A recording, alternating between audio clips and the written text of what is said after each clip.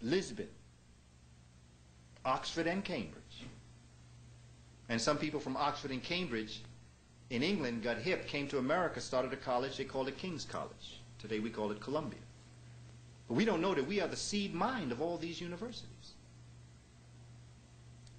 We were aware of nuclear fusion. You can see it within the Moorish text, that they were aware of what would happen if you separated the nuclei of atoms, if you separated them, particularly the uranium one, which is number 92. This is why we need to know chemistry. See, this is more than just a notion. So when our children are sitting in schools and they're saying this is boring, why do I need to know this? There's a reason why they should know this. I demand mastery of my children when I'm not only my own personal biological children, but the children that I teach. Chemistry, biology, algebra, trigonometry, geometry, all that's important. My question is, but whose eyes are we looking at these subjects through?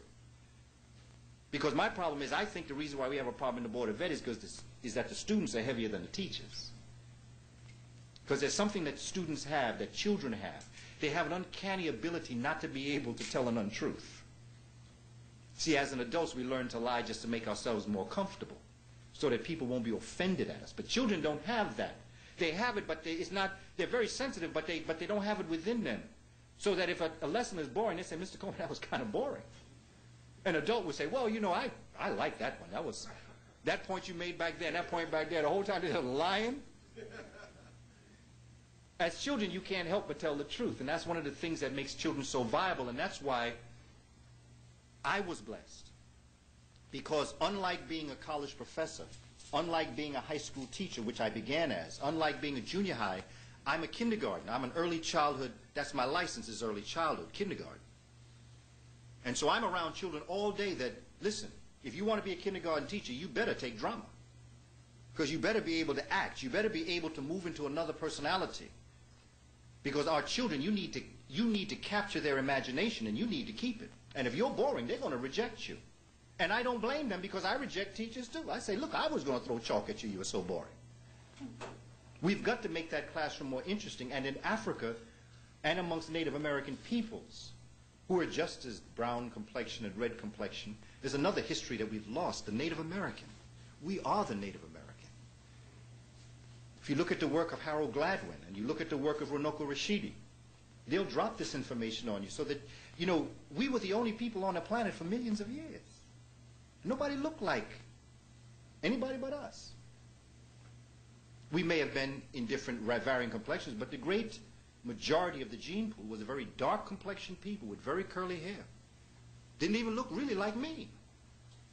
I come from later developments. I'm talking about curly hair, what they call out in the street kinky hair. Wide nose and thick lip. That's the original human being. And if you want to find out where you came from, you go back there. The unfortunate thing, it seems like that model of what is the original human being is the one that is most denigrated. It's interesting that the closer you get to the original human being, the lesser in the social scale you get. That's the one you should be getting down thanking, because if they had given up, none of us would be here. The Twa people and the Mbuti people, the people we derogatorily call pygmy, they were here for millions of years.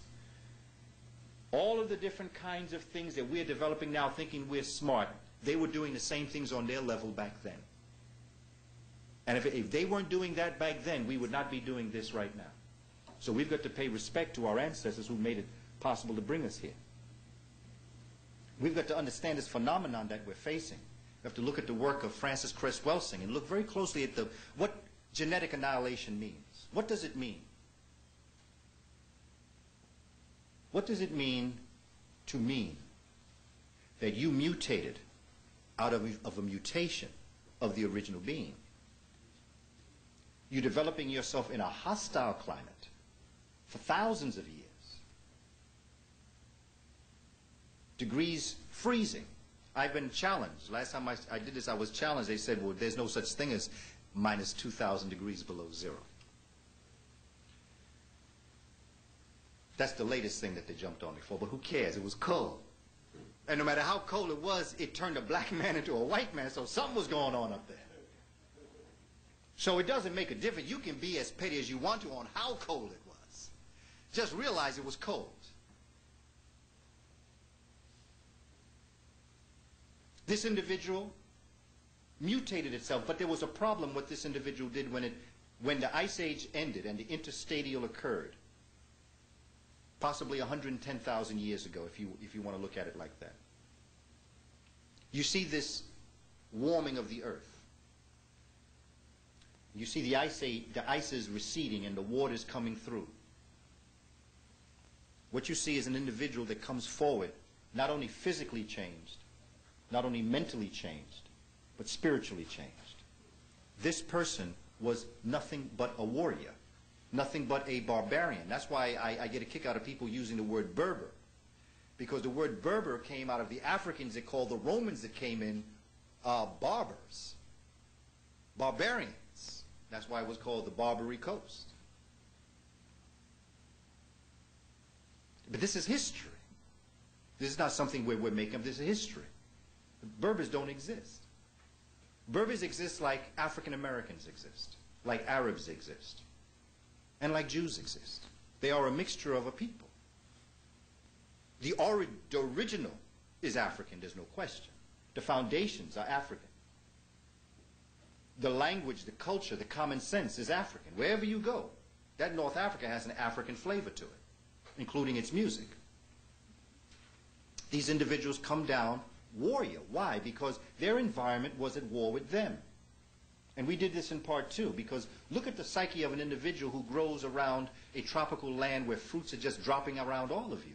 It's dropping all around. When you need something to eat, you just go. You know. And it's something yearly, so you don't need a refrigerator. The reason why we have a refrigerator is because we've got to stock up because we're afraid it's not going to be there tomorrow. Because really, if you eat every day off the land, you don't need a refrigerator. A refrigerator is a caveman mentality. Africans don't need a refrigerator, except when you go to hotels, then you need it. But the mindset changes. So this individual that was in the ice and the cold, whose motto was, I don't have to be the fastest runner in the tribe. All I got to do is outrun at least 2 or 3 others. Because as you know, you did not have to outrun the bear. All you had to do was make sure your partner couldn't. This is the mentality of non-sharing. Amongst the African folk, if you needed something, of course I would give you. Because I knew that nature would give it back to me. Therefore, it became a natural. I'm not saying that everything was wonderful, that we didn't have our conflicts. Of course, human nature has conflict. But it wasn't the way of the world. When you go into Europe, you can see a set pattern of barbarism. It's not something I said. This is what their history says. This is what got me so interested in the Crusades, because of a 4-part video series that I saw on A&E. And it was called The Crusades, done by Terry Jones. A man who did Second City or something like that, Second Circuit or whatever that was. It was a comedy coming out of Europe. And so he did a 4-part video, and this is what they're saying. When you look at the Crusades, you look at a phenomenon. When you look at the Crusades, you have to see that it was we who introduced the world to them. And every road that they took back to us was a road that we took to them. They didn't create no new exploration paths. That's why they kept getting lost on the sea, because they wouldn't listen to the directions that we gave them. Why? Because they weren't good navigators. Example, Christopher Columbus. He's either a very bad navigator or he's a very good liar. We, of course, know he's a very good liar. Because you don't have to be a good navigator to know if you're traveling east or west. Even a child knows, just look for the sun. By the next day, you know if you're traveling in the right direction just by looking at where you are to the sun.